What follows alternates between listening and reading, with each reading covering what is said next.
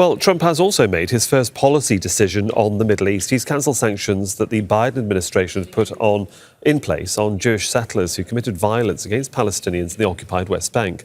Earlier, Trump's Middle East envoy, Steve Witkoff, was the first person to address crowds at the Capital One Arena, and he introduced the president, highlighting Trump's Middle East and foreign policy plans. His leadership provides the confidence and direction necessary to navigate these complexities. As we move forward, my commitment is to continue the work of advancing President Trump's vision for the Middle East, whether through expanding the Abraham Peace Accords, fostering economic development, or facilitating dialogue between long-standing adversaries. My focus remains on actionable results. Let me close by saying this. A stable and prosperous Middle East is not an unattainable dream. It is a goal within our reach. Well, Yossi Mekelberg is a senior consulting fellow with the Middle East and North Africa programme at Chatham House and joins us from London. Mr. Mekelberg, good to have you with us on the programme. Again, can I just begin with these interesting comments from the President, sort of question-marking the ceasefire in Gaza and the future of Gaza, the way he sees it? Good morning. Yes, I think we all been in the last few days cautiously optimistic. We saw the first phase starting. The guns went silent, and we saw the first exchange of hostages and prisoners. So there were first signs.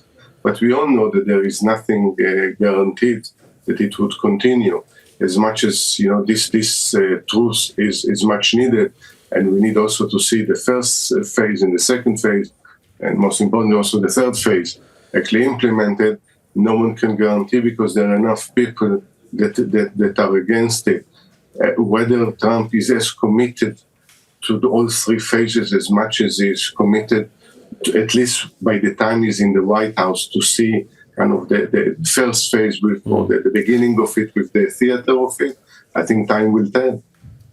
Well, of course, we know that he's not one for conflict and wars. He wants to try and bring peace, as he says, to various regions of the world. Yet, at the inauguration, he seemed to be taking full credit for that ceasefire. And yet, when he sat in the Oval Office, as we've said, he seemed a bit sort of sitting on the fence about what the future has in store. Can we expect this swinging from one side to the other to be more evident as time goes on, as he tries to find his way with his new advisors around him?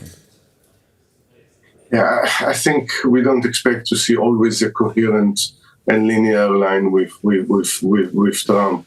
And there are some promising lines about it. When he talks about dialogue, yes, when you talk about, on the one hand, of the future of Gaza, that there is potential, we all know that, but right now, it's a big, unfortunately, graveyard in Gaza. And it's not only about rebuilding it physically, it's also psychologically deal with people that went through a huge trauma. It's about governance. It's about a political solution.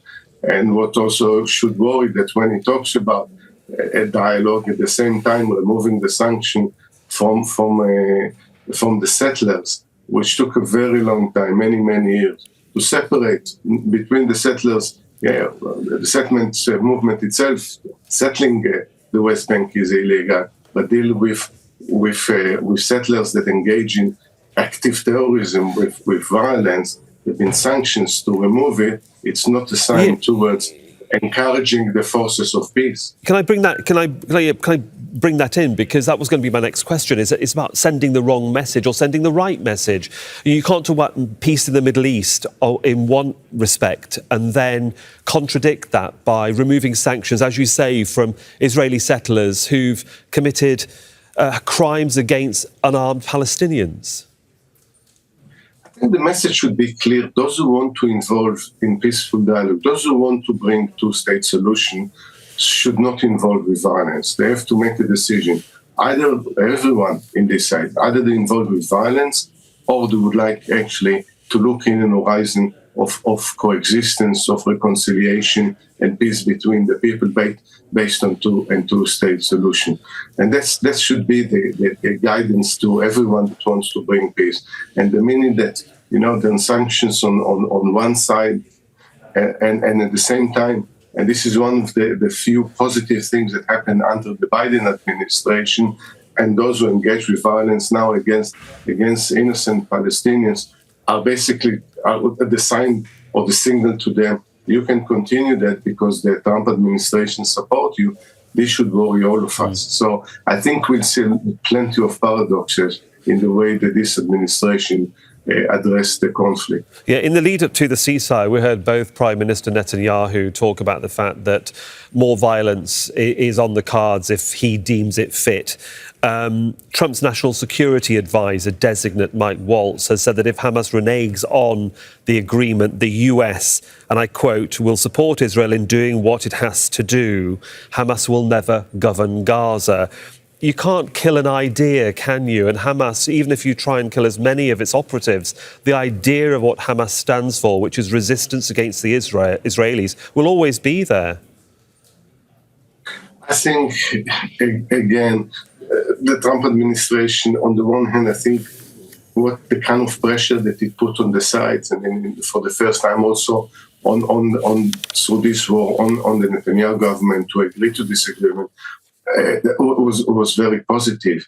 But at the same time, as you say, you need to put the kind of continue this in moving into direction in which remove the underlying issues, the root causes of the conflict, which is the occupation. I think again, if Hamas wants to change, if the people that were engaged before that with violence want to change and lay down and to say that they agree to a dialogue based on two-state solution, I think this is to be all-encompassing dialogue between all the factions in Palestine and then to do with Israel.